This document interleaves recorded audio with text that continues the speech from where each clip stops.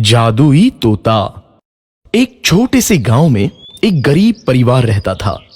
उस परिवार में रामू और उसकी बीवी सीता उसके बेटे चिंटू के साथ रहते थे। उसी गांव में एक तोता भी रहता था। उसका नाम था रघु। वो किस्मत का धनी था। जहां भी जाता वहां किसी भी चीज की कमी नहीं पड़ती थी। एक दिन रघु उड़ते उड़ते उस गरीब परिवार के घर गया। रघु सोचता है, अरे वाह, लगता है यहाँ आज बहुत अच्छा खाना मिलेगा। मैं पेट भर के खाऊंगा। वो एक कटोरी में रखे अमरूद देखता है। अरे वाह, अमरूद, मुझे तो ये बहुत पसंद है। मैं तो इसे पेट भर के खाऊंगा। रघु तोता अमरूद खाने ही लगता है। तभी सीता रघु को अमरूद खाते देखती है तो गुस्सा हो जाती है और उसे वहां से भगा देती है। भाग यहाँ से, न जाने कहां से आ जाते हैं। मैं तो परेशान हो गई हूं इनसे। सीता के भगाने के बाद रघु चुपचाप से एक कोने में रहता है। धीरे धीरे उस परिवार की बरकत होने लगती है। एक दिन रामू और सीता खाना खाते वक्त बातें करते हैं। आजकल हमारी बहुत तरक्की हो रही है, काम भी अच्छा चल रहा है। रामू कहता है। इस पर सीता कहती है, सच कहा, भगवान हमेशा ऐसे ही हम पर मेहरबान रहे। बेटा चिंटू भी कहता है, पिताजी, मुझे खिलौना लेके दो ना, मेरे सभी दोस्तों के पास है। रामू कहता है, ठीक है, जरूर लाऊंगा। सीता कहती है, कितने खुश है सब, मेरे परिवार को किसी की नजर ना लगे। एक तरफ ऐसी बातें होती हैं तो दूसरी तरफ रसोई में रघु तोता भी अमरूद खाते रहता है। मजा आया, अमरूद खाया, मजा आया, अमरूद खाया, मजा आया।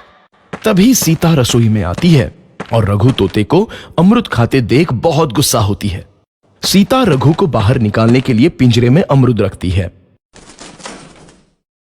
रघु जब अमरूद खाने लगता है तो पिंजरे का दरवाजा बंद हो जाता है और वो उसमें फंस जाता है। मुझे बाहर निकालो, मैं यहाँ फंस गया हूँ, मुझे बचाओ। अगले दिन सीता पिंजरा उठाकर बाहर दूर उस रघु को छोड़ देती है। रघु के जाते ही उनके घर आई बरकत धीरे धीरे कम हो जाती है। उन्हें बहुत घाटा होता है। सीता कहती है, ये क्या हो रहा है, अचानक इतना कैसे बदल गया? अभी तक तो सब कुछ अच्छा चल रहा था। रामू कहता है, लगता है भगवान हम पर रूठ गए हैं। चिंटू भी कहता है, लगता है अब मुझे खिलौने भी नहीं मिलेंगे। और वो रोने लगता है और बाहर चला जाता है। कुछ दिन बाद रघु तोता फिर से उस घर में आता है। वापस आया, मैं वापस आया, अब मैं जमकर अमरूद खाऊंगा। रघु सीधा रसोई घर में चला जाता है और अमरूद खाने लगता है। कुछ देर बाद सीता रसोई में आती है और रघु को देख कहती है, एक तो घर में पहले से इतनी दिक्कत चल रही है और ऊपर से ये तोता मुझे और परेशान कर रहा है। सीता रघु को वहां से भगा देती है। रघु उड़कर किसी कोने में छुप जाता है। कुछ दिन बाद धीरे धीरे उस घर की बरकत वापस आने लगती है। काम भी अच्छे से चलने लगता है। एक रात जब रघु तोता अमरूद खाने जाता है तो पिंजरे में फंस जाता है। ये लोग आखिर चाहते क्या हैं? एक तोते को शांति से अमरूद खाने क्यों नहीं देते? मैं कौन सा चोरी कर रहा हूँ? बस अमरूद ही तो खा रहा हूँ। तभी रामू वहां आता है और पिंजरे में रघु तोते को देख उसे बाहर छोड़ देता है। ये तोता भी कितना जिद्दी है, बार बार वापस आ जाता है।